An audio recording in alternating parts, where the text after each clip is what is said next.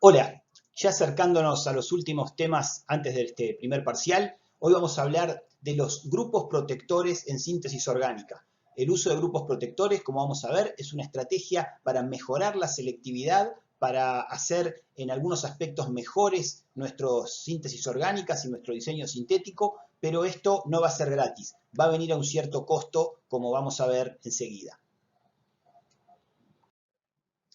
Decimos entonces que se denomina grupo protector a un ente químico, ¿verdad? A una modificación que podemos hacer en la molécula, una modificación que debe ser reversible y que la aplicamos sobre un grupo funcional, y esto lo hacemos con el fin de mejorar la selectividad en una reacción que vendrá después. Esta protección se dice a veces que enmascara al grupo sensible, lo protege, lo hace menos visible, ¿tá? Impide una reacción indiciada. Pero esto va a venir a costa de un alargamiento en la secuencia sintética. Imagínense ustedes que tenemos una molécula como esta que está aquí, una molécula que contiene un aldehído y una acetona. El aldehído es más reactivo que la acetona. Si nosotros lo que queremos es trabajar sobre la acetona, este aldehído es un problema. Si nosotros, por ejemplo, aplicamos un agente reductor y lo que queremos es la reducción de la acetona para obtener el alcohol, esto va a ser muy difícil de hacer porque el aldehído va a tender a ser reducido también y este no va a ser el producto final. Entonces, ¿qué es lo que podemos hacer? Podemos intentar la protección del aldehído. Por ejemplo, una modificación que ya vamos a ver cuál es, lo que va a hacer es enmascarar o ocultar este aldehído dejando la acetona expuesta. Entonces, la reducción va a actuar directamente sobre la acetona. Vamos a obtener el grupo funcional que queríamos y luego vamos a desproteger el aldehído y ahí sí vamos a obtener el producto que nos interesaba sin los problemas de mayor reactividad del aldehído que habíamos visto. La complejidad de la química y en particular de los productos orgánicos naturales hace que los químicos hayan desarrollado a lo largo de los años grupos grupos protectores para casi todos los grupos funcionales que existen. En este curso introductorio de química orgánica vamos a ver únicamente grupos protectores para el grupo alcohol y para el grupo carbonilo. La madre de toda esta química es una química norteamericana llamada Theodora Green, que falleció en un tiempo relativamente reciente, en el año 2005. La doctora Green comenzó trabajando en el grupo de Elias Corey, que era quizás el mejor grupo de síntesis orgánica del mundo en ese momento en la Universidad de Harvard, y tuvo un rol importantísimo esta mujer en el desarrollo de la química de esos años, no solamente por su enorme trabajo en los grupos protectores, que terminó en un libro que es la Biblia, diríamos nosotros, de los grupos protectores, sino también porque el grupo de Elias Corey estaba abocado en aquella época, alrededor del año 1970-75, al diseño de un software que fuera, hoy diríamos, tuviera inteligencia artificial y fuera capaz de diseñar síntesis química. Ella fue quizás la encargada de enseñar a ese software cómo hacer química orgánica. ¿Qué requisitos debe cumplir un buen grupo protector? Bueno, por lo menos muchos de los que están ahí. Debe ser de bajo costo y debe estar en alta disponibilidad. No podemos utilizar como grupo protector algo demasiado caro o muy difícil de conseguir. Debe ser fácilmente caracterizable, es decir, nosotros debemos darnos fácilmente cuenta de que efectivamente la molécula es lo que nosotros queremos. Podríamos decir, se protegió. Debe ser una cosa que lo podamos hacer rápido porque queremos ir enseguida al siguiente paso de reacción. Bueno, es importante que el grupo protector, y mejor dicho, el grupo protegido, presente estabilidad, que no sea una molécula demasiado sensible que se nos vaya a descomponer en el laboratorio. Debe ser estable especialmente frente a la purificación. Imagínense ustedes que generan una molécula, protegen adecuadamente el grupo sensible, pero luego cuando lo van a purificar se descompone o se desprotege. No nos sirve en ese caso. Es importante, como decíamos hoy, que sea reversible la reacción, que podamos poner el grupo y sacar el grupo, pero eso debe ser hecho en forma selectiva, es decir, cuando nosotros queremos incorporar el grupo protector debe incorporarse en alto rendimiento y cuando lo sacamos debe salir en alto rendimiento también. Si en la formación del grupo protector se dan subproductos o reacciones secundarias, entonces esos deben ser fácilmente separables del compuesto de interés. No queremos impurificar nuestro compuesto, queremos algo que esté puro y que esté perfecto para ir al siguiente paso. Y bueno, último, pero en realidad no es lo último, sino quizás lo primero, debemos siempre buscar trabajar con sustancias químicas lo menos tóxicas posible, lo menos peligrosas para nosotros y para el medio ambiente. Tan importante como la protección es la desprotección. Las condiciones de desprotección deben ser sencillas, deben ser amigables con el medio ambiente y deben ser posibles de hacer en situaciones de laboratorio simples. Entonces, ¿qué vamos a usar? Bueno, por ejemplo, vamos a utilizar la solvólisis ácida o básica, es decir, la hidrólisis. Hay otros tipos de desprotección, hay unas que utilizan metales pesados, hay otras que vamos a ver las que utilizan compuestos fluorados que son muy eficientes. Hay veces que la desprotección se da con reacciones de eliminación, bien conocidas en química orgánica. Una muy buena es el uso de hidrogenólisis, es verdad, el uso de hidrógeno como reactivo, que es una reacción muy limpia. A veces podemos desproteger mediante oxidación, eso ya es un poco más difícil, y a veces podemos desproteger mediante reducción. Un ejemplo típico de reducción y que lo van a ver en muchos lados y que a nosotros siempre nos gusta mostrarlo porque deja las cosas bien claras, es cuando queremos reducir un éster en presencia de una acetona.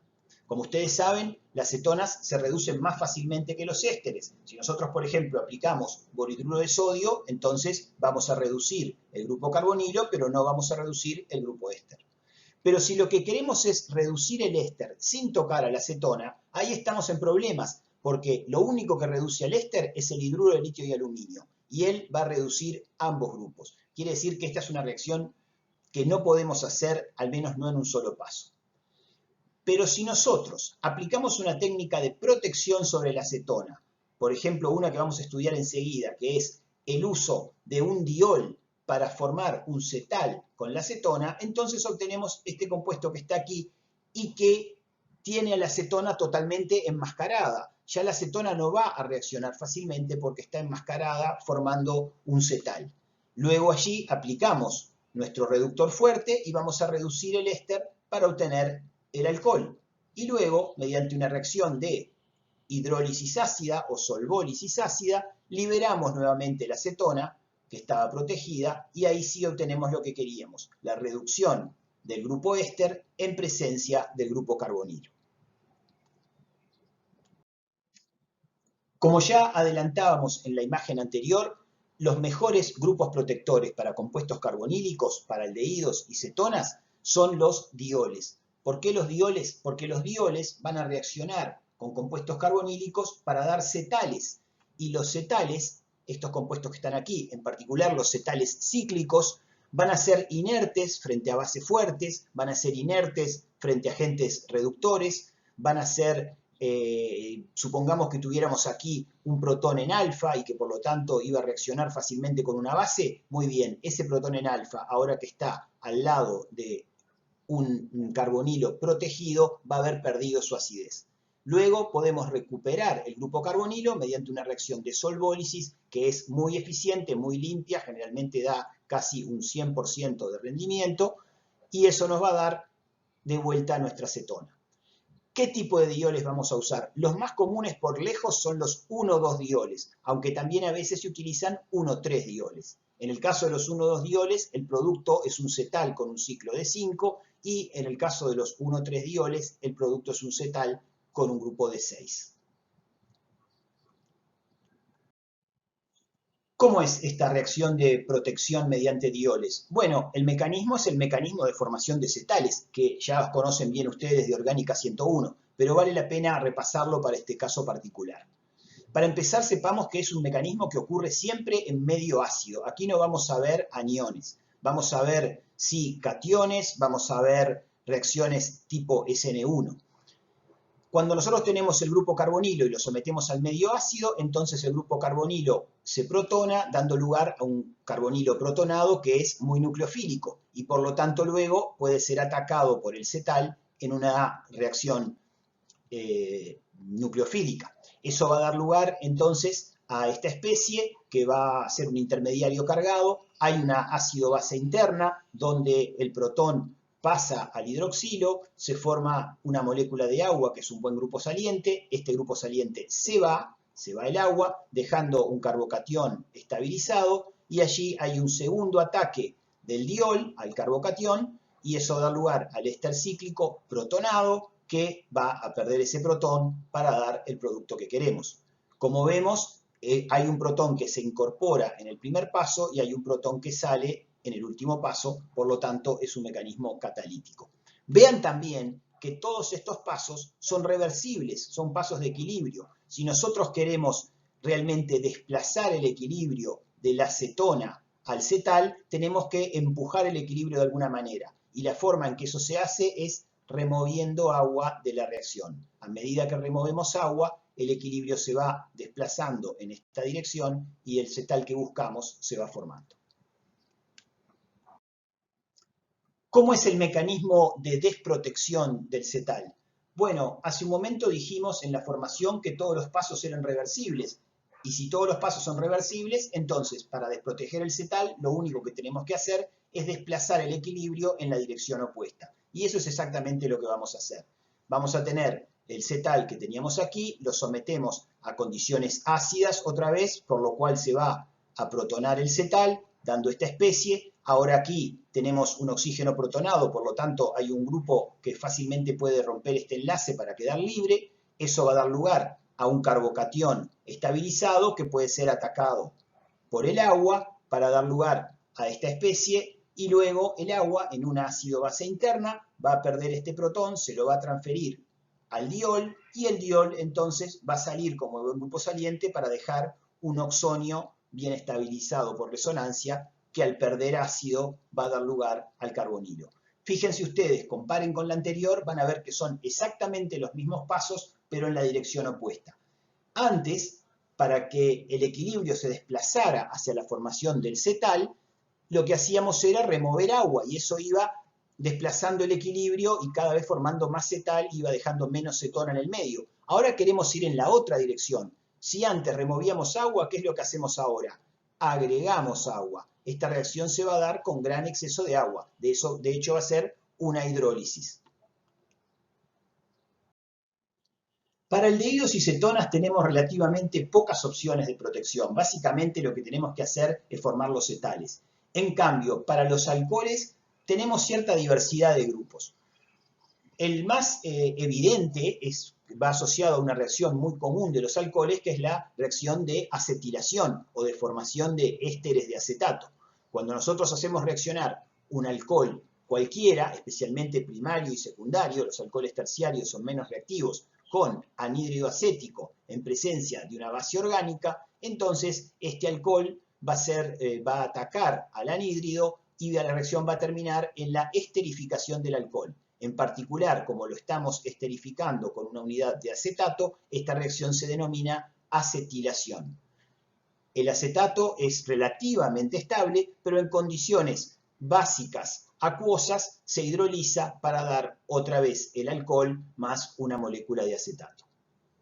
Es una reacción que les diríamos que no es tan buena como la protección de grupos carbonilo desde dos puntos de vista. Primero, que es más difícil desplazar el equilibrio hacia el éster no es tan estable como el acetal, y además tiene otro problema. El acetal incorpora, vamos a borrar esto que está aquí, el acetal se incorpora allí, y fíjense ustedes que incorpora una unidad, el acetato, debí decir, el acetato incorpora una unidad que contiene allí un protón relativamente ácido porque está adyacente al grupo carboxilo. Quiere decir que nos puede llegar a complicar la reacción si después tenemos que utilizar bases fuertes.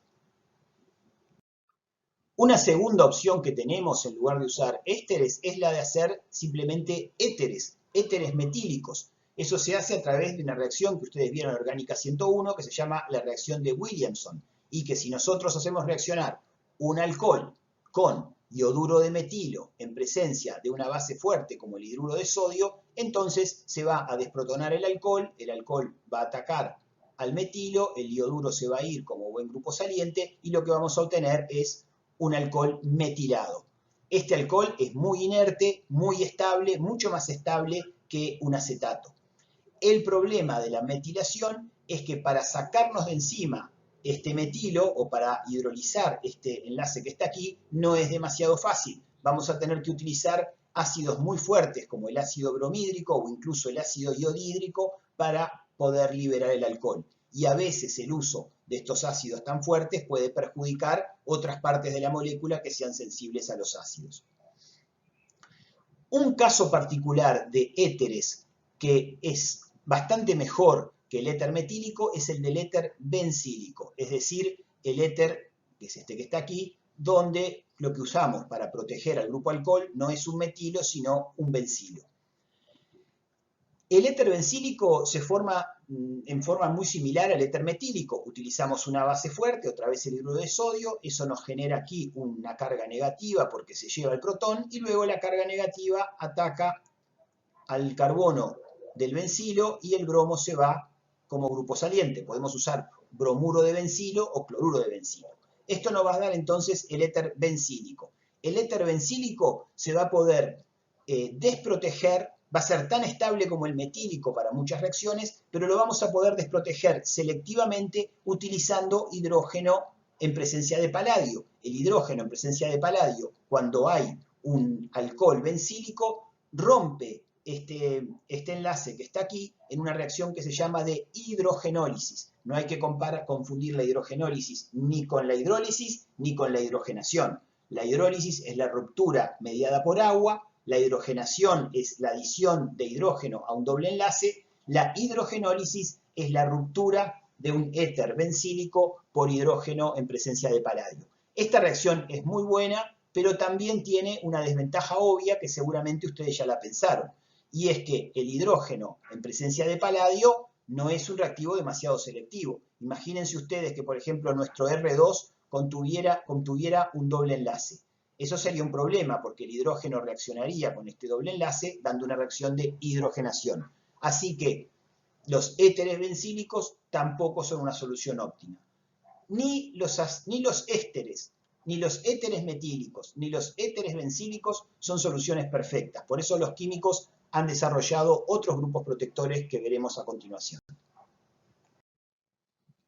A finales de los años 60, principios de los 70, los químicos descubrieron que había un tipo particular de compuestos que podía ser ideal para proteger alcoholes.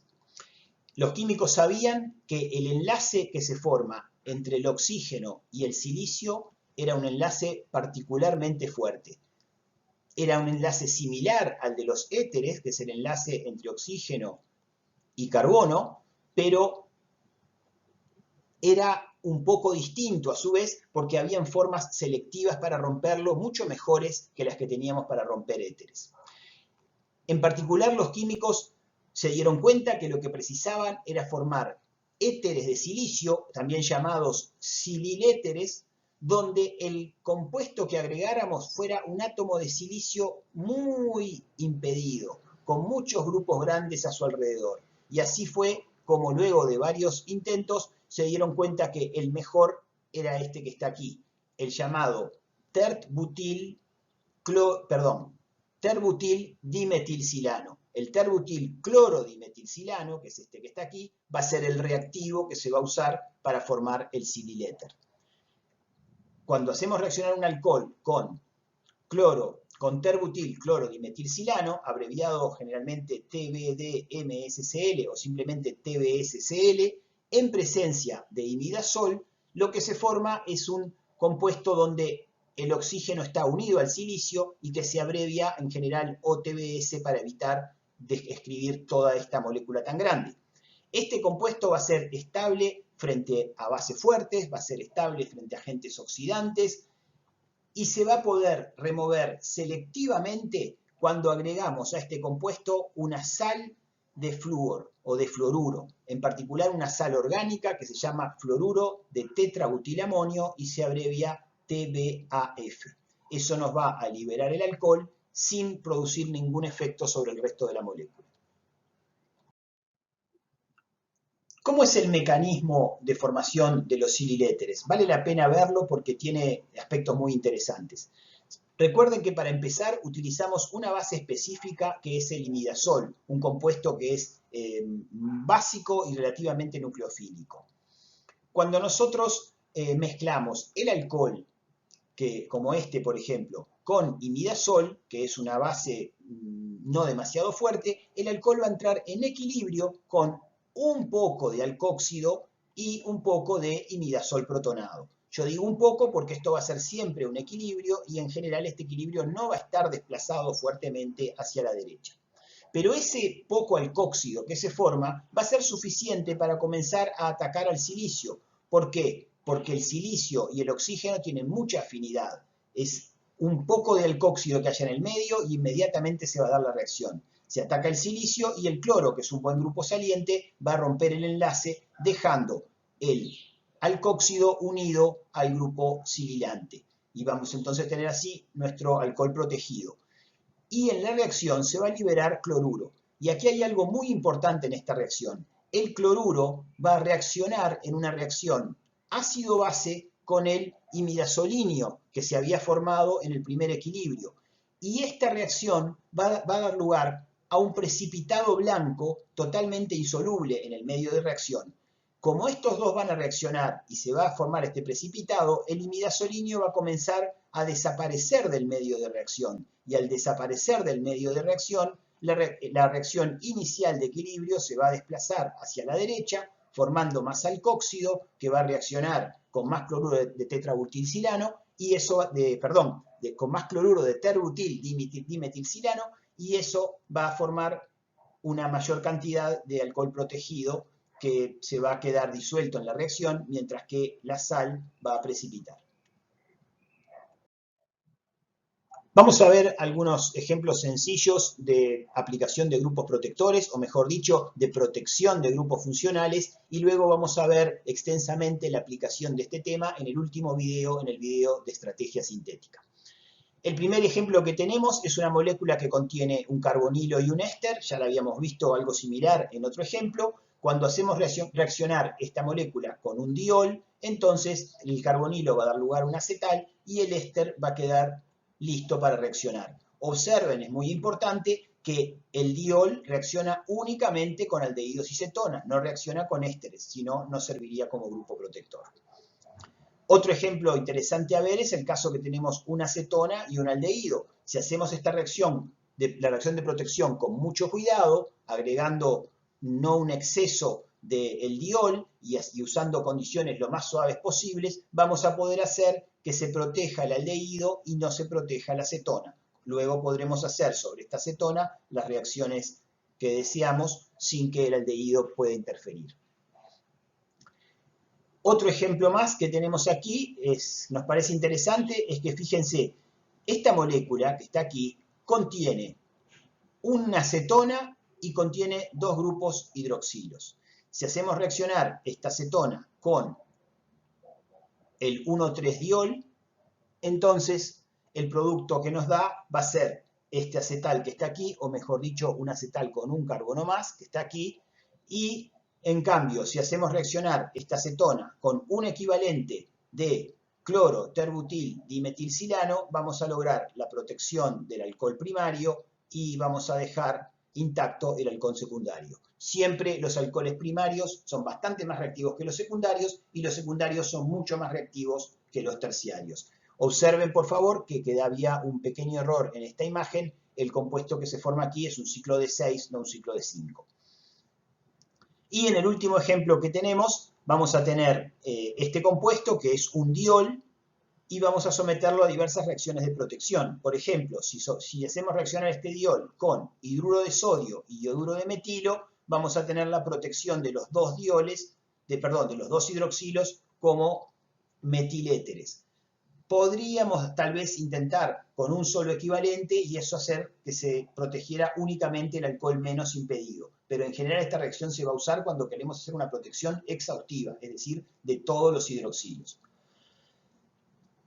En cambio, si hacemos la reacción con hidruro de sodio y bromuro de bencilo, ahí es distinto. El bromuro de bencilo es mucho más grande que el yoduro de metilo. Entonces va a ser un poco más fácil a controlar esta reacción y hacer que reaccione únicamente el hidroxilo más expuesto, que sería este. Este otro hidroxilo está muy escondido porque está en presencia de un grupo isopropilo muy voluminoso que lo va a hacer menos reactivo.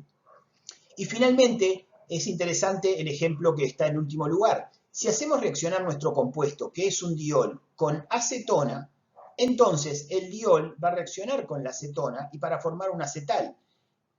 Nosotros estudiamos esta reacción al revés. Habíamos dicho que las cetonas se protegen con dioles, pero también podemos proteger dioles con cetonas. Es la misma reacción, pero usada con un objetivo diferente. Aquí tenemos un par de ejemplos sencillos que nos gustaría que los piensen un poco antes de pasar a la siguiente imagen y ver la solución. Fíjense ustedes que partimos de este compuesto que es un fenol y que es también una acetona y lo sometemos a diversas condiciones. En algún caso con soda, en otro caso con LDA, un equivalente, en otro caso también con LDA, pero después la reacción sigue por otro camino. Fíjense que más adelante acá estamos usando ácido iodídrico concentrado, etc. Entonces, detengan un poquito el video y practiquen un poco lo que está ocurriendo aquí. Vamos a empezar por esta reacción que tenemos acá. Si nosotros hacemos reaccionar este compuesto con un equivalente de LDA, que es una base fuerte, lo que va a ocurrir es que el LDA va a ir por el protón más ácido en la molécula. Y en esta molécula tenemos dos protones ácidos, el protón del fenol y el protón que está alfa a la acetona. El protón del fenol es mucho más ácido que este, tiene un pKa del orden de 10, este tiene un pKa del orden de 20, así que el LDA va a ir por este protón que está aquí. Y luego, cuando hagamos reaccionar este compuesto con este bromuro de bencilo, lo que va a ocurrir es la alquilación del fenol, mientras que no va a reaccionar el protón de la acetona. Si en cambio, primero hacemos reaccionar este compuesto con anhídrido acético, vamos a acetilar el fenol y luego, cuando agregamos un equivalente de LDA, vamos a tener una mejor chance de que la reacción se dé sobre el protón alfa a la acetona. Pero cuidado, como dijimos hoy, el éster también tiene un protón en alfa, ciertamente menos ácido que el de la acetona. El pKa de la acetona es 20 y el pKa del éster es 24, pero la diferencia no es tan enorme. Quiere decir que vamos a obtener mayoritariamente lo que nosotros queremos, que es la alquilación de la acetona, pero vamos a tener también un producto minoritario donde la alquilación se va a dar en el éster. Finalmente, tomamos nuestro producto alquilado en la acetona, lo sometemos a condiciones de hidrólisis básica, por ejemplo, y se va a hidrolizar el grupo éster, dejando libre el fenol nuevamente.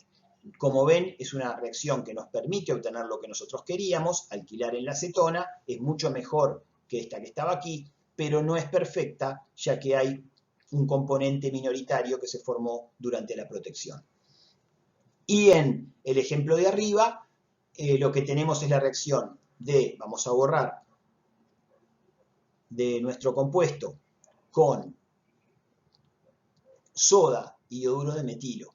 La soda es suficientemente básica para tomar el protón del fenol, así que cuando hacemos eso, esto se transforma en un fenóxido y luego el fenóxido ataca al metilo, se va el ioduro como grupo saliente y lo que tenemos es la formación de metóxido sobre ese grupo aromático. Si luego hacemos nuestra alquilación habitual, entonces lo que vamos a tener es que el LDA va a atacar selectivamente a este protón, se va a formar el enolato y luego el enolato va a atacar al bromuro de bencilo y allí vamos a tener la alquilación, en la acetona, que era nuestro objetivo.